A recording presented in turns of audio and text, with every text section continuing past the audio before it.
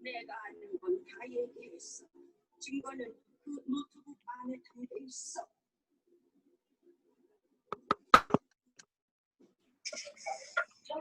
Okay. Andyan na ba si Laila? Okay. May magtatanong lang sana ako. Kasi napansin ko yung group ninyo, yung availability napakahirap na Ano kayang suggestion nila kung ano yung best time ba na maka-attend sila? Ma'am, di ba tinanong nyo din dati yan, tapos we go for Friday again, decision nila, Friday. Oo nga kaso nga, ganyan din. Sige, we will go on Friday. Wala namang problema sa akin, ma'am. Basta kahit anong day at saka time, i-request ko lang sa manager ko, ma'am.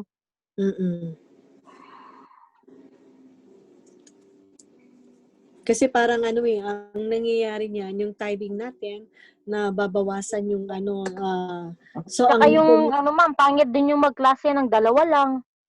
Oo nga, kaya ayun. Dalawa lang halos parati tayo maiiwan, sir. Oo, masipag.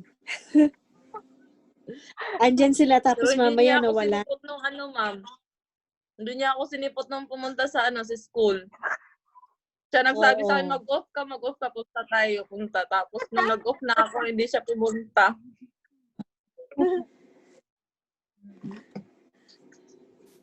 Loko, no? Nakita ka Tinatanong ka kita, anong ginawa niyo dyan, importante o ganyan-ganyan. Sabi mo, kakain, magpa-picture. Hindi ko din alam kung anong gagawin dun Hindi ko rin alam Ako lang dun. Sa batch natin, ako lang. Pupunta daw kayo, sabi ni Mamo. So, pupunta daw kami. Di pumunta rin ako. Kaya, ayun.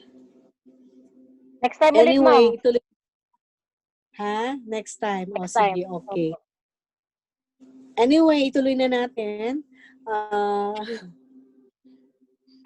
Sa daily activities natin. Para, masimulan na natin and then pagdating nila, again, ewan ko kung may kung hahabol sila. Kaya, ayun. Sige po. Now, the activities of daily activities living includes the maintaining of safety environment, communication, breathing. In breathing process, the cell of the body receive air. So we have when we breathe, meron tayong nare-receive na oxygen, which is essential for our body cells. Without human life, life will not be exist. So kailangan natin ng oxygen sa katawan natin. Now, we have also eating and drinking. They are the essential activities of daily living. Human life cannot be sustained for all the body cells without eating and drinking, because we need to feed ourselves and so that mag-multiply siya sa katawan natin para maging healthy. Pero kung hindi tayo kumakain, hindi tayo umiinom, ang cells natin nag-regenerate at saka nagiging malnourished tayo, nagkakasakit. So we need to eat and drink. And many people in the world die due to starvation. Dahil nga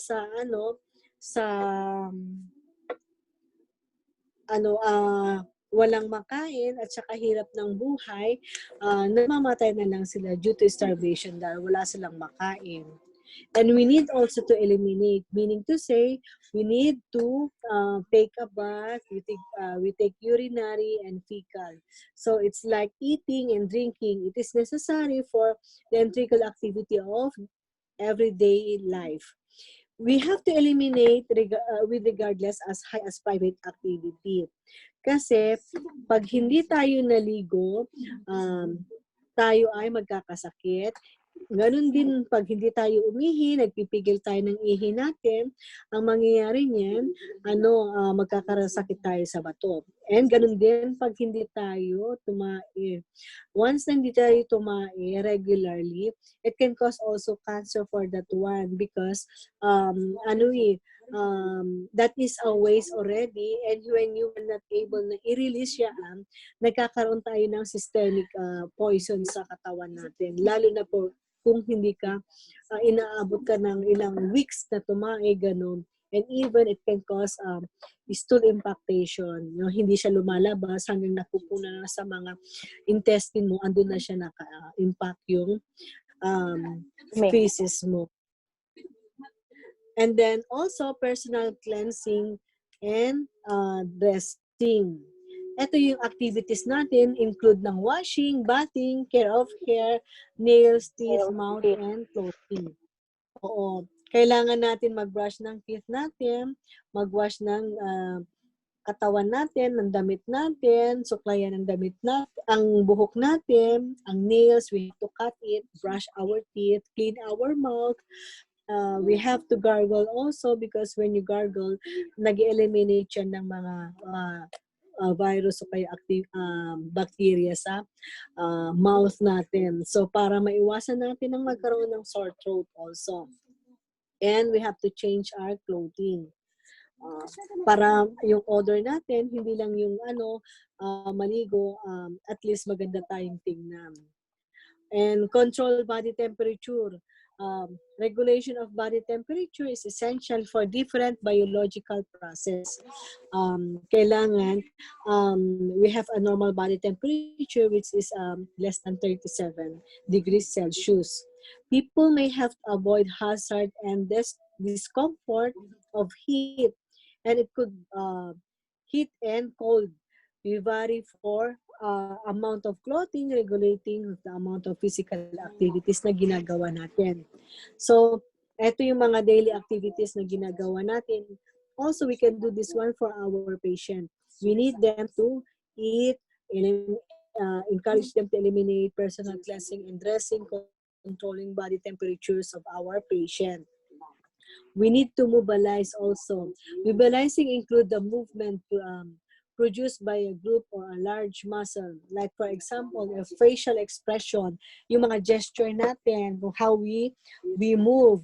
So we need to exercise, we need to stretch our muscles para hindi tayo pag ini-exercise mo yan, it makes you feel young, sabi daw. So, it's also, pag hindi mo ginagalaw yung mga muscles mo, nag-atrophy yung muscles mo. Meaning to say, nagiging na siya, stagnant, flaccid siya, straight na siya. Even, nag-decrease yung, niya, yung muscles mo. Once na hindi mo siya ginagamit or ginagalaw. Working and playing.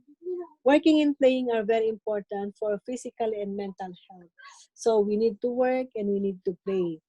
That is our daily part of our daily living. Expressing sexuality and reproduction. Styles of dress, physical appearance, and many forms, verbal and non-verbal communication are other ways in which sexuality is expressed. Sleeping also.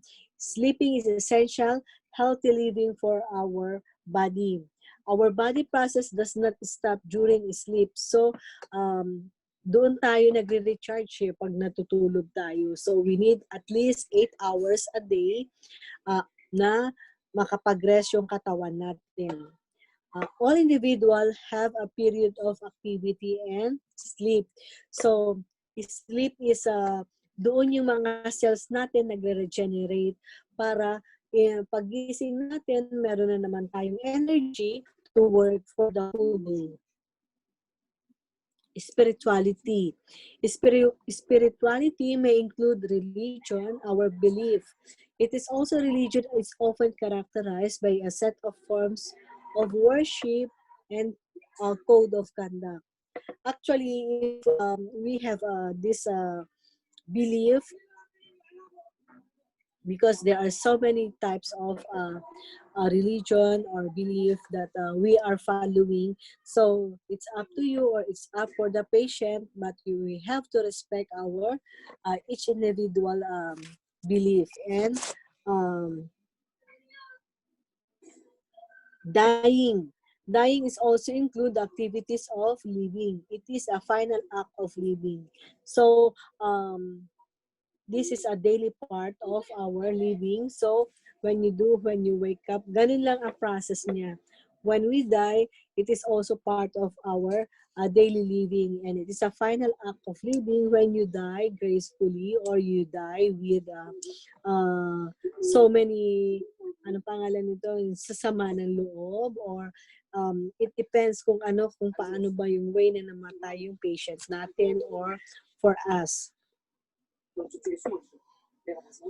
Now, factors influencing the activities of daily living. We have number one, physical factors. Body physical ability that alters according to the age.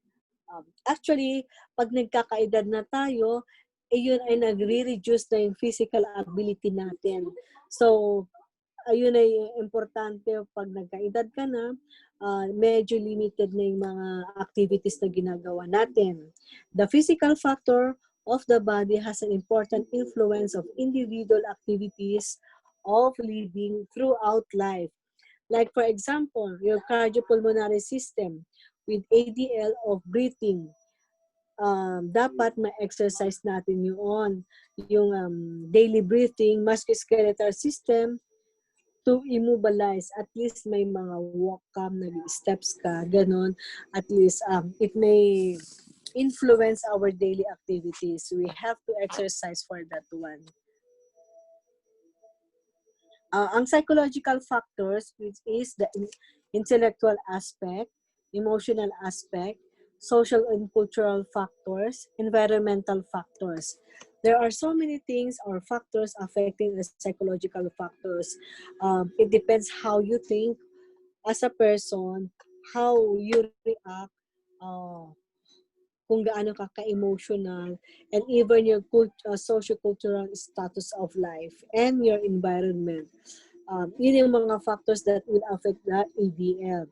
And even politico-economic factors.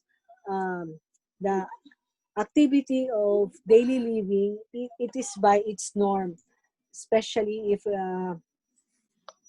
you are involved with some political, or you have a high standard yung living mo. It may affect also the ADL. Now, indication for human needs in nursing practices. Like for example, a knowledge of human needs may help nurses to understand themselves, so that they can meet their personal needs outside the healthcare setting. So you have to maintain your body temperature in normal.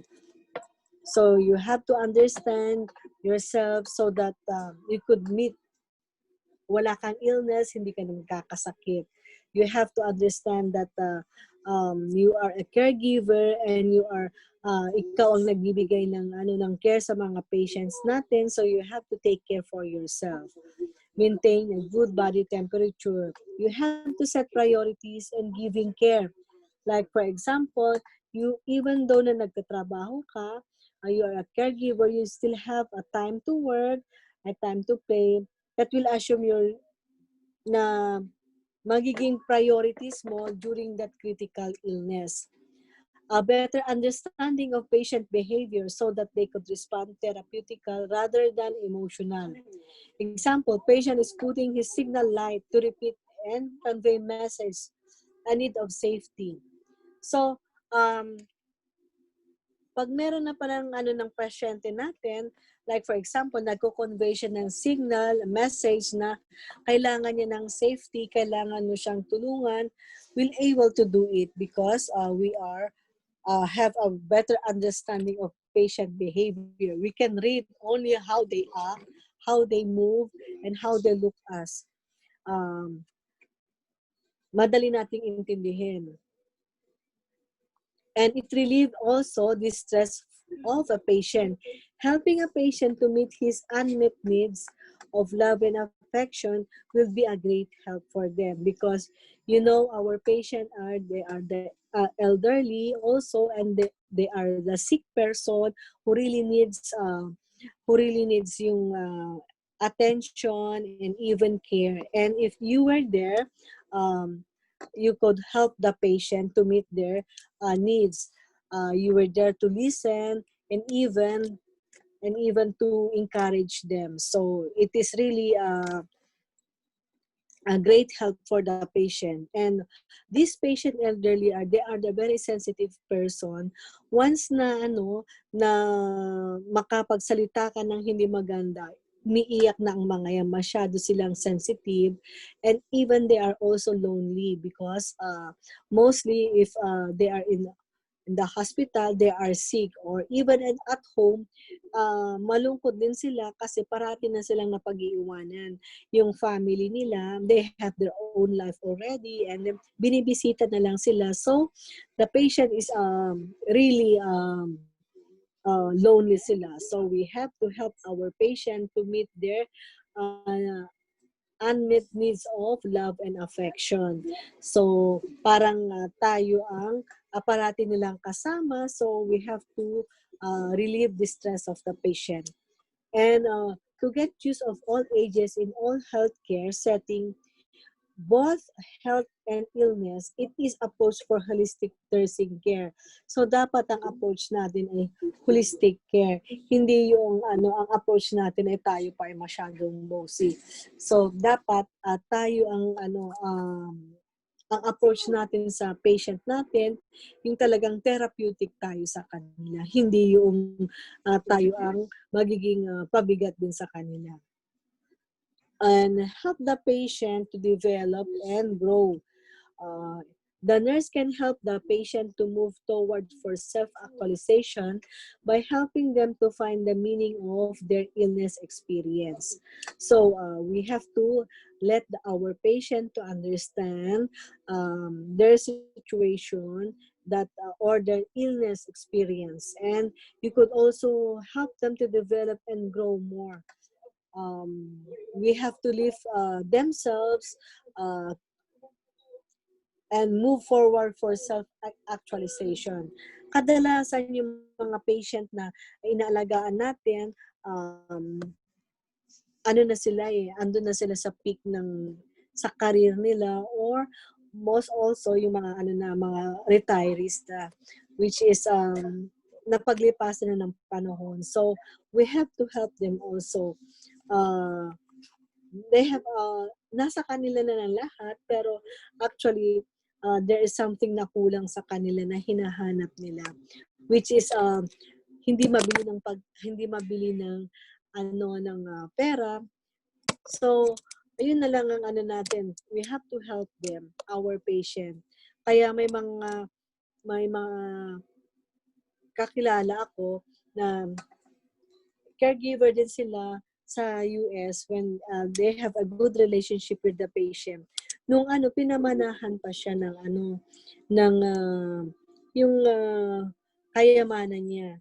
So, if you are good enough for that one, your patient will consider you not a nurse or not a caregiver or nursing aide like that, but he will consider you as a family.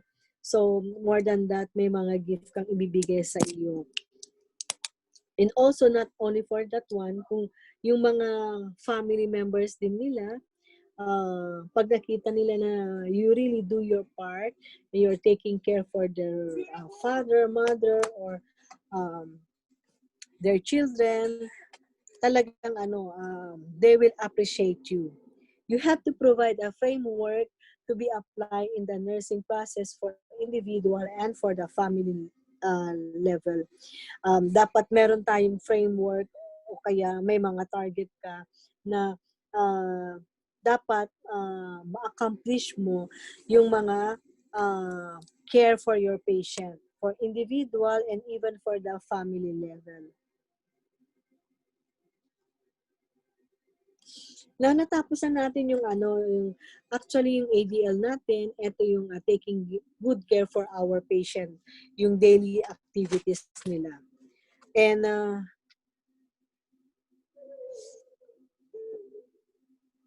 gusto kong ulitin yung yung vital sign natin kasi right now kailangan natin may mga kasi na even yung mga theory o kaya yung mga return demo hindi nila alam kasi mas maganda naman yung inulit siya pero nagsisync yung mind. Yung first na pagkarinig mo ng isang bagay, hindi agad-agad ma-register sa mind natin. But if we keep napapakinggan at napag-aaralan, madali natin ma-memorize at saka maintindihan natin. So, gusto kong iulit sa inyo yung vital signs kasi hindi lahat ng yan ang number one na ginagawa natin eh. As a nursing aide, actually you have to master the vital signs doing the vital sign of the patient. Okay lang? Sige po, ma'am. Okay. Since naman tayo, para kung next time na parating sila, magsimula na tayo sa ibang topic natin. Ma-miss man nila, meron din silang idea. Ang na-miss lang nila, yung ADL natin. Hindi nila na-miss yung, yung vital sign. Pero at least, may edge kayo kasi, pinag-aralan ulit natin ang vital sign. Okay lang? Sige po, ma'am. Okay. So, assessing the vital sign.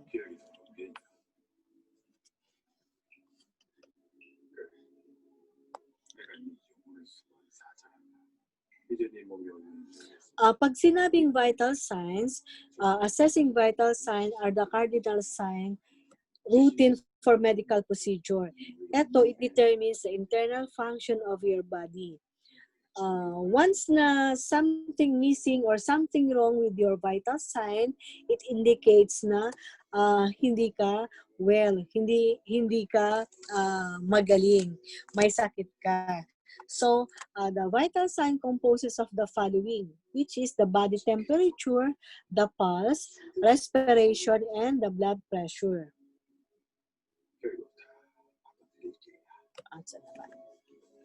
Now, first, we will go to the body temperature.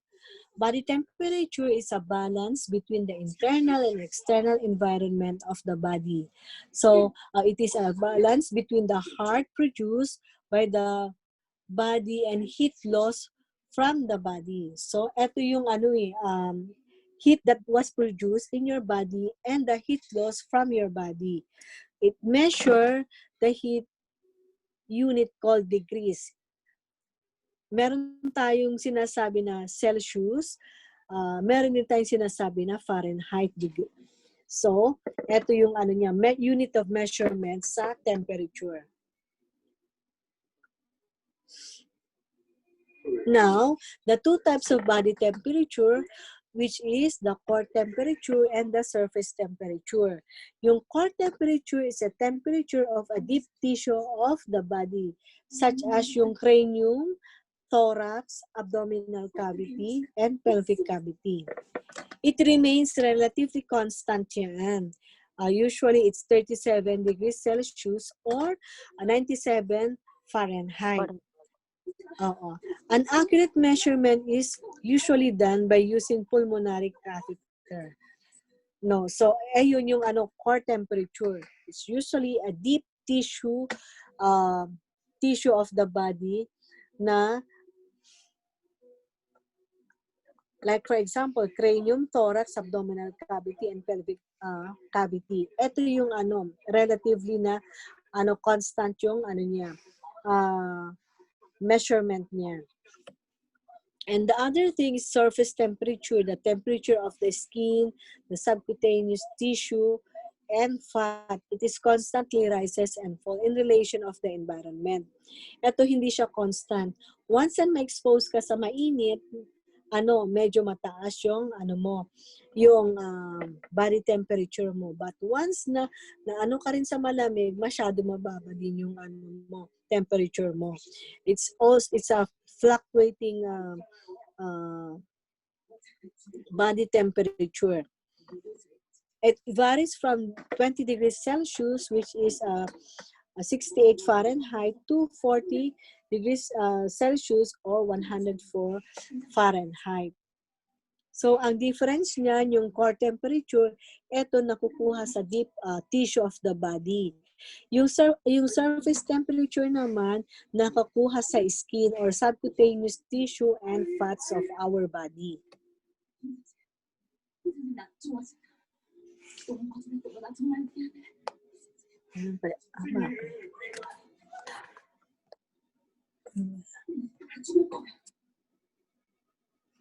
Ito din siya.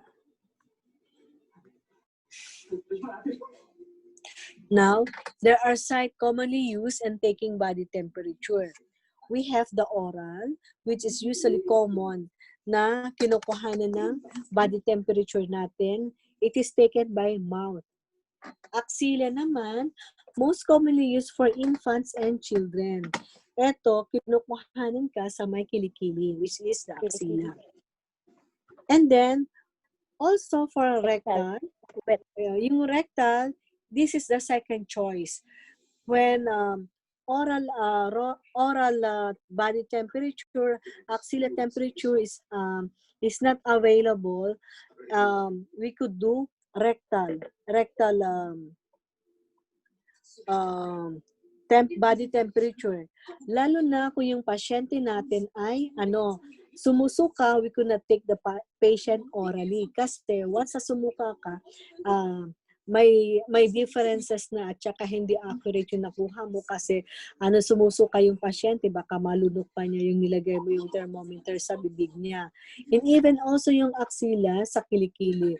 Hindi rin siya pagka yung pasyente ay may mga contractures siya na hindi niya mahigpitan, hindi niya maipit yung kilikili niya ng gusto, it not be accurate also. So, the second choice is the rectal. Yun yung may contraindicated pagka hindi siya pwedeng mag-oral, hindi siya pwedeng mag-axilla. And also, yung rectal, when a child was born, we usually take the vital sign of a child, which is yung body temperature niya.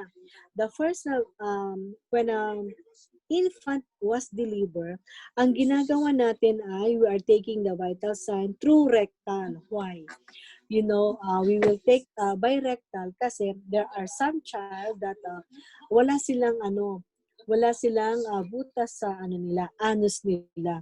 So, ang mangyayari niya, the patient will have operation or surgery. So, we are doing the rectal vital sign or to check the body temperature of the patient para malaman natin kung ba siya, may opening ba siya sa anus niya. Okay? And the tympanic membrane also, this is the most favorable sign. At saka pinakamadali and accurate also because you were just only taking at the ear of the patient. Now, there are factors that affect the heat production. Number one, the BMR, which is the rate of energy utilizing the body temperature to maintain essential activities such as breathing, walking, speaking to others. And the metabolic rate decrease with age. So, habang tumatanda ka, yung metabolic rate mo ay bumababa. So, that is the BMR. And also, the factors that affect heat production is also muscle activity, such as shivering, increased metabolic rate. When you are walking, naglalakad ka, nagja-jogging ka, it may also cause the factors affecting the heat production. Pati rin yung thyroxine output.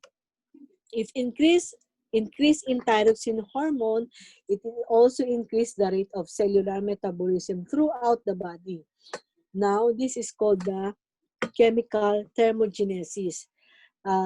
The stimulation of heat production in the body through increased cellular metabolism.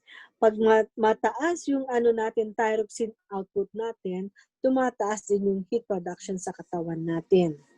And even with sympathetic stimulation, the release of epinephrine or norepinephrine will increase the rate of cellular metabolism. And when the patient has a fever, it increases metabolic rate and increase the body temperature of the patient. So there are 5 factors that affect the production of heat. Which number 1, the BMR, and number 2, the muscles activity. Number 3, thyroxine output. Ito yung sa thyroid gland natin. Number 4 is sympathetic stimulation. And number 5, fever.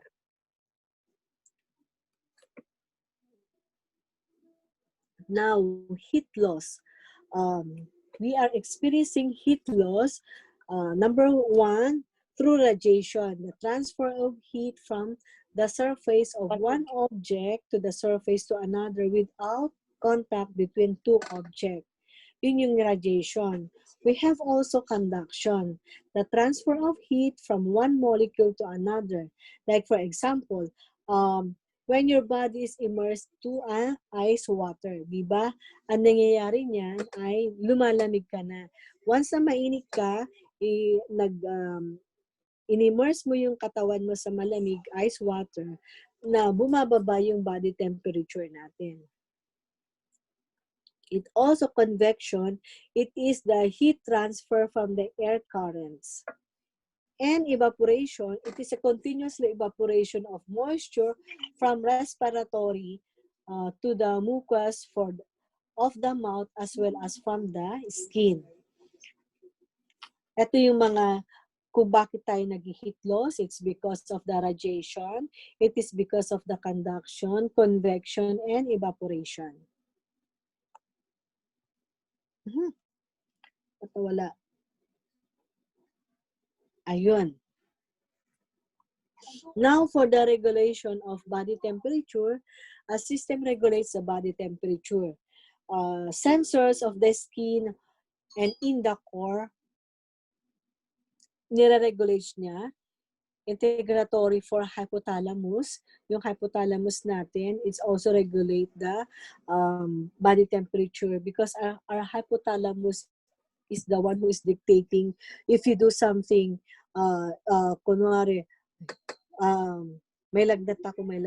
Iniisip mo lang siya may lagnat. Until your body will regulate na may lagnat ka na. It's a psychological one. And systemic that adjusts the production of heat loss. Note, the skin are more receptor for cold than warm. Therefore, it detects cold more efficiently than warm. Oo. Now, there are factors affecting the body temperature. Number 1, age. Kaya nga pag nagkakaedad ka,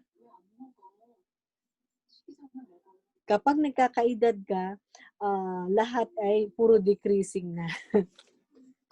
Hindi ka na pwedeng magtrabaho, hindi ka na ganong ka-activities, hindi ka na makapagtakbo na as usual, as before. Lahat bumababa na yung kumbaga sa nalalaos na tayo. So, ang factors affecting of body temperature ay yung age. Infants have a great influence of body temperature. Children more than liable than adult, and elderly extremely sensitive to environment changes due to decreased thermoregulatory control. So, ang infant madali makapag-adapt ng body temperature, but not with the elderly one. Also, the diurnal variation or the circadian rhythms. It is normally changed throughout the day and varying such as 1.0 degrees Celsius between early morning and the late afternoon. The point of highest body temperature is usually reached between 8 p.m. and 12 a.m. Yun ang pinaka-peak ng body temperature natin. And the lowest point that reaches during sleep between 4 a.m. to 6 p.m.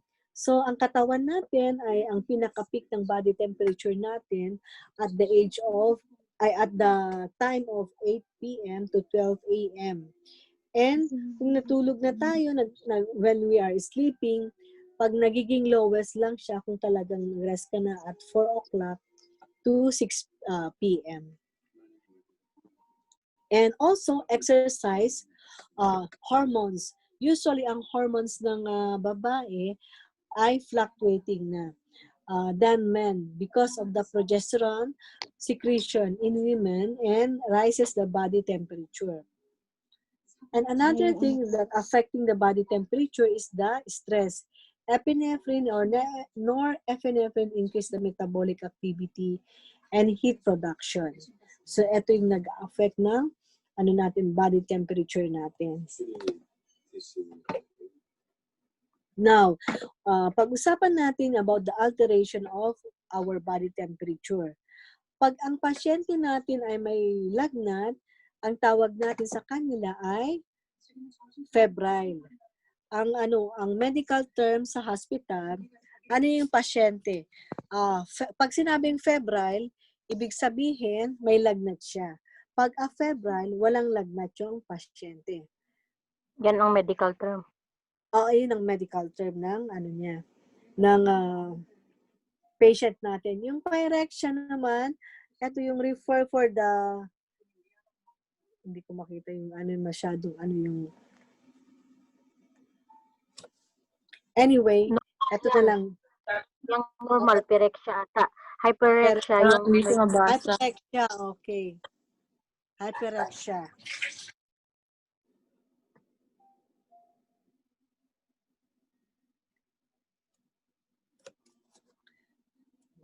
I-check ko yung hyperexia. Pyrexia, yan yung normal body temp ata. Tapos hyperpyrexia, yan yung high. High, yes. And then we have this type of fever. We have the intermittent. Ito yung alternate body temperature natin.